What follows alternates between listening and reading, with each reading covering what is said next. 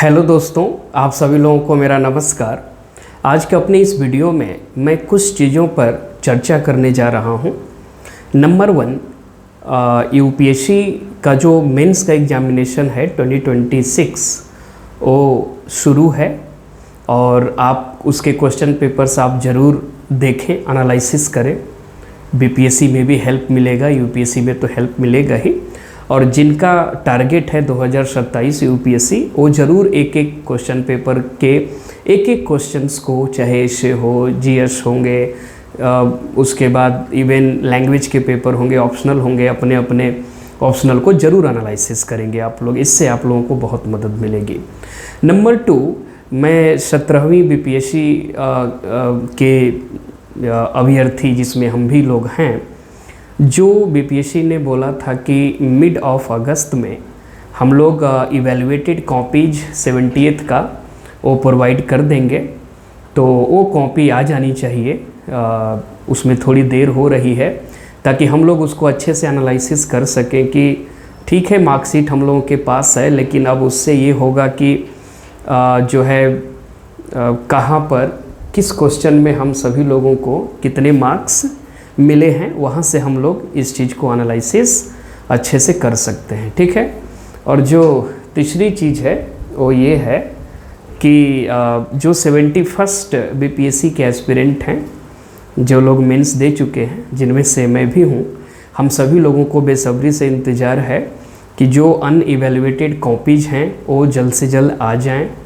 और उम्मीद तो थी कि 20 के आसपास कॉपी जाएंगी, बट एक और जो अनुमान ये लगाया जा रहा है कि वो सोमवार तक, ठीक है, कई लोग यूट्यूब पर भी बोल रहे हैं, और अगस्त के लास्ट तक जाते जाते ये बहुत बड़ी संभावना है कि 71st बीपीएससी मुख्य परीक्षा मेंस का जो रिजल्ट है वो आ जाए और हम सभी लोगों को, आप सभी लोगों को ईश्वर सफलता प्रदान करे ताकि इंटरव्यू में अपीयर होने का मौका मिले।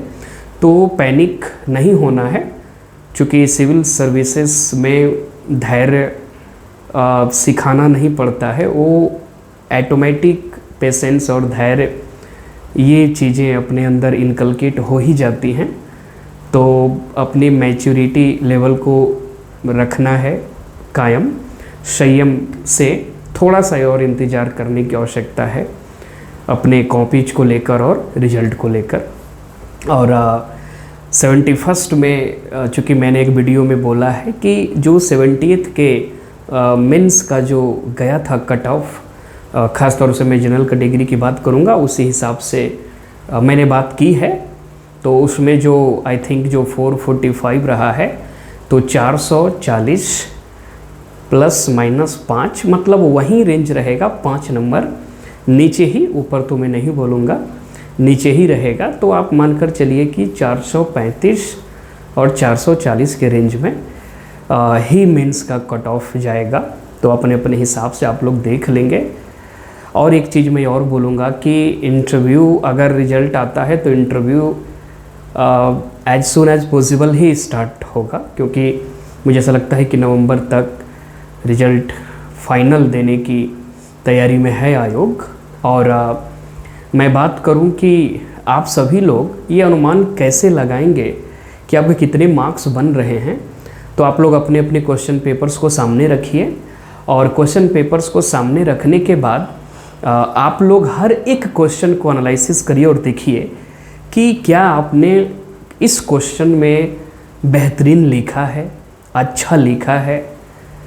तो क्योंकि आप अच्छे से जानते होंगे खुद को और जो आपने वहाँ लिखा है, अगर आपने बढ़िया लिखा है आंसर और अगर शॉर्ट है वो, तो आप 4 नंबर मतलब 50% आप लेकर चलेंगे।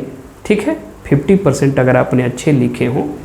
थोड़ा अगर आपने एवरेज उत्तर लिखा हो तो आप मानकर चलिए कि अगर वो 8 नंबर का है तो आप उसमें 2.5 से 3 नंबर लेकर चलिए। और आपने अगर कुछ नहीं लिखा है, उसी में घसीट दिया है कोई भी चीज़ अपने अनुसार, तो आप मानकर चलिए कि 1 नंबर तो मिल ही जाएंगे। इसी रेंज में आप सभी लोग उसको एनालिसिस करिए। और आपने अगर लॉन्ग वाले में 38 मार्कर में बहुत अच्छा लिख दिया है, अच्छे पेजेज की संख्या में ठीक ठाक लिखा है, डायग्राम, फ्लो चार्ट वगैरह सारे डायमेंशन को जो क्वेश्चंस में पूछे गए हैं उसको एड्रेस कर दिया है, तो आप मान कर चलिए कि आप 23 से 25 नंबर आप वहाँ रखिए। और आपने अगर थोड़ा सा औसत लिखा है लॉन्ग, तो आप जो है 15 से 18 का रेंज लेकर चलिए। और आपने थोड़ा ख़राब लिख दिया है या कुछ ही 1-2 ही पेज में कर दिया है, तो आप 10 से 12 नंबर का रेंज लेकर चलिए। और अपने आप में एक आप इस्टीमेट कर सकते हैं कि हाँ मैं किस रेंज में पढ़ रहा हूँ, ठीक है, उससे एक आइडिया लग सकता है। हालांकि मेन सब्जेक्टिव होता है तो इसमें कुछ कहा नहीं जा सकता, बट एक अनुमान हम सभी लोग ऐसा लगा सकते हैं, ठीक है।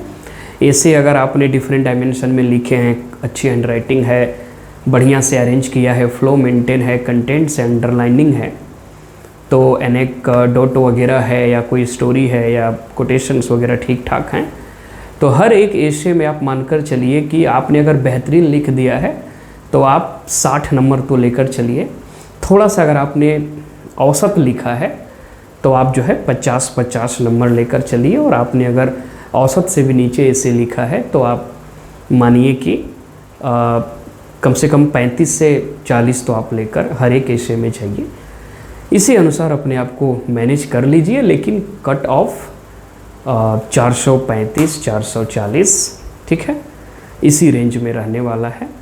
तो चलिए आगे हम लोग और डिस्कशन करेंगे, ठीक है। सभी लोगों को बेस्ट ऑफ लक आने वाले समय के लिए। अपने पढ़ाई को जारी रखें, 72वीं भी है और यूपीएससी 2027 भी है, तो रुकना नहीं है, चलते रहना है, सब अच्छा होगा, ठीक है। Thank you very much.